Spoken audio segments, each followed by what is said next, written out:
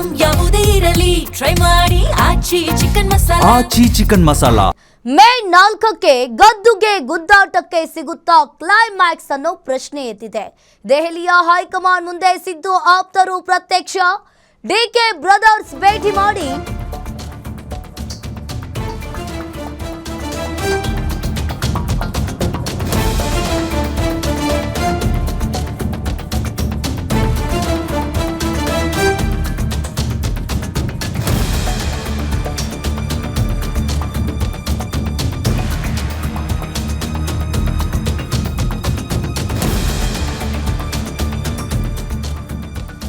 ಮೇ 4ಕ್ಕೆ ಗದ್ದುಗೆ ಗುದ್ದಾಟಕ್ಕೆ ಸಿಗುತ್ತಾ ಕ್ಲೈಮ್ಯಾಕ್ಸ್ ಅನ್ನೋ ಪ್ರಶ್ನೆ ಎದ್ದಿದೆ.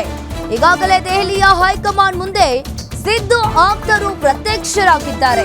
ಡಿಕೆ ಬ್ರದರ್ಸ್ ಭೇಟಿ ಮಾಡಿ ಬಂದ 2 ದಿನದಲ್ಲಿ ಭೇಟಿ. ಇನ್ನು ಸಿದ್ದು ದೆಹಲಿಗೆ ತೆರಳುವ ಮುನ್ನವೇ ಸಂದೇಶವನ್ನ ರವಾನೆ ಮಾಡಿದ್ದಾರೆ. ಇಲ್ಲಿ ಹೈಕಮಾಂಡ್ಗೆ 2 ಸಂದೇಶವನ್ನ ತಲುಪಿಸಿದ ಸಿದ್ದು ಟೀಮ್, ರಾಜ್ಯದಲ್ಲಿ ಬೃಹತ್ ಅಹಿಂದ ಸಮಾವೇಶವನ್ನ ಮಾಡಬೇಕು. ಈಗಾಗಲೇ ರಾಜ್ಯದಲ್ಲಿ ಕಾಂಗ್ರೆಸ್ಗೆ ಶಕ್ತಿ ತುಂಬಿರುವುದೇ ಅಹಿಂದ ಸಮುದಾಯ. ಇನ್ನು ಆದ್ರಿಂದ ಅಹಿಂದ ಸಮಾವೇಶಕ್ಕೆ ಗ್ರೀನ್ ಸಿಗ್ನಲ್ ಕೊಡಿ ಅಂತ ಹೇಳಿ ಸಂದೇಶವನ್ನ ರವಾನೆ ಮಾಡಿದ್ದಾರೆ.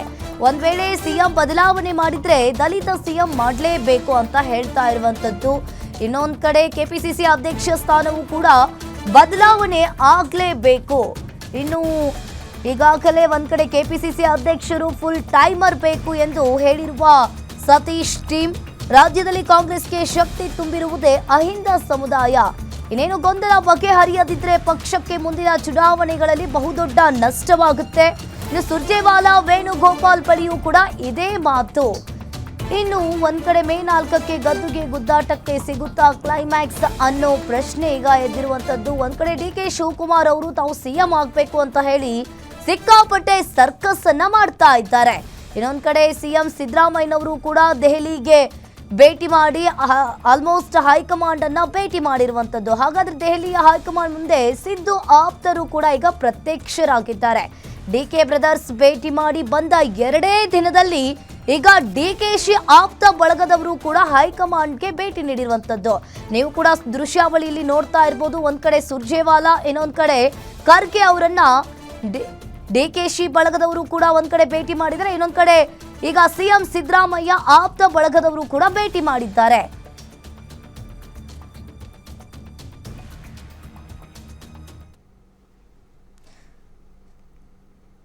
ಈ ಬಗ್ಗೆ ಹೆಚ್ಚಿನ ಡೀಟೇಲ್ಸ್ ಅನ್ನ ನೀಡ್ತಾರೆ political bureau head Maruti Pavagada live ಸಂಪರ್ಕದಲ್ಲಿ ಜಾಯಿನ್ ಆಗಿದ್ದಾರೆ. ಎಸ್ ಮಾರುತಿ ಅವರೇ, ಇವಾಗ ನೋಡ್ತಾ ಇರಬಹುದು ನೀವು ಕೂಡ ಈಗ ಡಿಕೆ ಬ್ರದರ್ಸ್ ಭೇಟಿ ಮಾಡಿ 2 ದಿನದಲ್ಲಿ ಸಿದ್ದು ದೆಹಲಿಗೆ ತೆರಳುವ ಮುನ್ನವೇ ಅವರ ಆಪ್ತ ಬಳಗದವರು ಕೂಡ ಈಗ ಸುರ್ಜೇವಾಲಾ ಹಾಗೂ ಖರ್ಗೆ ಅವರನ್ನ ಭೇಟಿ ಮಾಡಿದ್ದಾರೆ. ಏನಿದೆ ಇದ್ರ ಬಗ್ಗೆ ಹೆಚ್ಚಿನ ಡೀಟೇಲ್ಸ್? ಹಾಗಾದ್ರೆ ಮೇ 4ಕ್ಕೆ ಕ್ಲೈಮ್ಯಾಕ್ಸ್ ಸಿಗುತ್ತಾ, ಏನ್ ಸಿಗಬಹುದು, ಇದ್ರ ಬಗ್ಗೆ ಏನಿದೆ ಡೀಟೇಲ್ಸ್?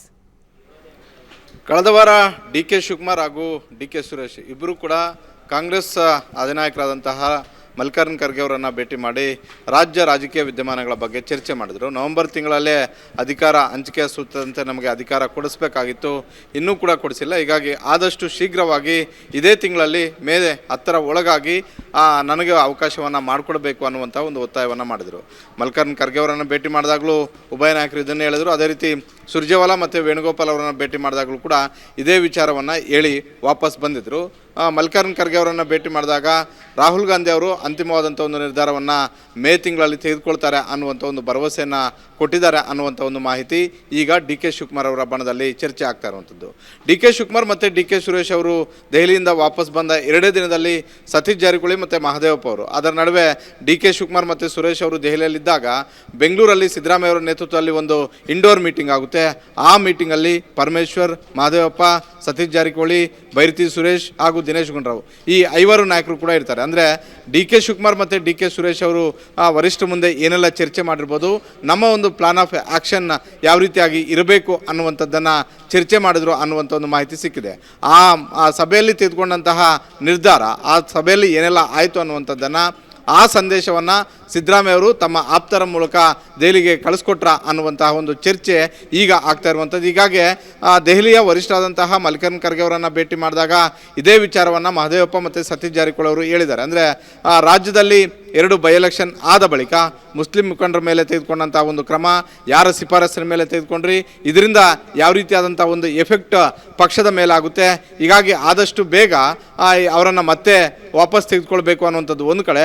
ಮತ್ತೊಂದು ಕಡೆ ಅಹಿಂದವನ್ನು ರಾಜ್ಯದಲ್ಲಿ ಕಟ್ಟಿ 25 ವರ್ಷ ಆಗಿರೋದ್ರಿಂದ ಬೃಹತ್ ಅಹಿಂದ ಸಮಾವೇಶವನ್ನು ಮಾಡೋದ್ರ ಮೂಲಕ ಆ ಅಹಿಂದ ಮತ ಬ್ಯಾಂಕನ್ನು ಮತ್ತಷ್ಟು ಗಟ್ಟಿ ಮಾಡ್ಕೊಳ್ಳೋದಕ್ಕೆ ಅವಕಾಶಗಳಿದ್ದಾವೆ, ಅದನ್ನು ಮಾಡಬೇಕು ಅಂತ. ಆದರೆ DK ಶಿವಕುಮಾರ್ ಹಿಂದೆನೂ ಕೂಡ ಒಂದು ಮಾತನ್ನು ಹೇಳಿದರು, ಯಾವುದೇ ಪ್ರತ್ಯೇಕವಾದಂಥ ಒಂದು ಸಮಾವೇಶಗಳನ್ನು ಮಾಡ್ತಾ ಹೋಗಿದ್ದೆ ಆದರೆ ಪ್ರಬಲ ಸಮುದಾಯಗಳು ನಮ್ಮಿಂದ ದೂರ ಆಗುವಂಥ ಚಾನ್ಸಸ್ ಜಾಸ್ತಿ ಇರುತ್ತೆ ಅಂತ. ಈ ಹಿಂದೆನೂ ಕೂಡ ಇದೇ ರೀತಿಯಾದಂಥ ಒಂದು ಪ್ಲಾನನ್ನು ಸಿದ್ದರಾಮಯ್ಯ ಅವರ ಬಣ ಮಾಡಿದಾಗ ಕಾಂಗ್ರೆಸ್ ಹೈಕಮಾಂಡನ್ನು ಇಂಟರ್ಫಿಯರ್ ಮಾಡಿಸಿ ಅದನ್ನು ತಡೆಯೋದ್ರಲ್ಲಿ DK ಶಿವಕುಮಾರ್ ಅವರು ಯಶಸ್ವಿ ಆಗಿದ್ರು. ಆದರೆ ಈ ಬಾರಿ ಅದಕ್ಕೆ ಅವಕಾಶ ಸಿಗಬಾರ್ದು ಅನ್ನುವಂಥ ಒಂದು ರೀತಿಯಲ್ಲಿ ಸತೀಶ್ ಜಾರಕಿಹೊಳಿ ಮತ್ತು ಮಹದೇವಪ್ಪ ಅವರು ಅಹಿಂದ ಸಮಾವೇಶ ಮಾಡಲೇಬೇಕು ಅನ್ನುವಂಥದ್ದು ಒಂದು ಕಡೆ. ಅಹಿಂದ ಸಮಾವೇಶಕ್ಕೆ ಗ್ರೀನ್ ಸಿಗ್ನಲ್ ಕೊಟ್ಟಿದ್ದಾದರೆ ಮತ್ತೊಮ್ಮೆ ಶಕ್ತಿ ಪ್ರದರ್ಶನ ಆಗೋದರಲ್ಲಿ ಯಾವುದೇ ಅನುಮಾನವೂ ಕೂಡ ಇಲ್ಲ.